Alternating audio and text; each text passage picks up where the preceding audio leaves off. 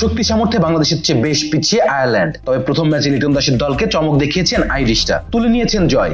দ্বিতীয় ম্যাচে অবশ্য ঘুরে দাঁড়িয়ে সিরিজের সমতায় ফিরেছে বাংলাদেশ, ফলে তৃতীয় ম্যাচটি দাঁড়িয়েছে অলিখিত ফাইনালে। সেই ম্যাচে আবারও বাংলাদেশকে চমক দিতে চায় আইরিশরা। মঙ্গলবার সিরিজের শেষ ও তৃতীয় ম্যাচে মুখোমুখি হবে বাংলাদেশ ও আয়ারল্যান্ড। এর আগে ম্যাচ পূর্ববর্তী সংবাদ সম্মেলনে এসেছিল আয়ারল্যান্ডের কোচ হেনরিক মালান। সেখানে তিনি জানালেন সিরিজ নির্ধারণী ম্যাচে আগ্রাসী ক্রিকেট খেলতে চান আয়ারল্যান্ড। কোচ বলেন, গত 2 ম্যাচ আমরা বেশ ভালো করেছি, তবে আমরা আরো উন্নতি করতে চাই। আশা করি পরের ম্যাচে তা প্রয়োগ করতে পারবো। আমরা আমাদের প্রক্রিয়া মেনে ভালো ক্রিকেট খেলতে চাই, সেই লক্ষ্যটাই আমাদের। বর্তমানে টি-20 ক্রিকেট হয়ে উঠেছে রান উৎসবের খেলা, সেজন্য প্রয়োজন ব্যাটারদের ভয়ডরহীন ব্যাটিং। সংবাদ সম্মেলনে এসে ক্রিকেটারদের সেই লাইসেন্সও দিয়ে দিলেন আইরিশ এই কোচ। আইরিশ কোচ বলেন, আমরা চাই টি-20তে আমাদের ক্রিকেটাররা নিজেদের মেলে ধরুক। Reza Islam, B sports.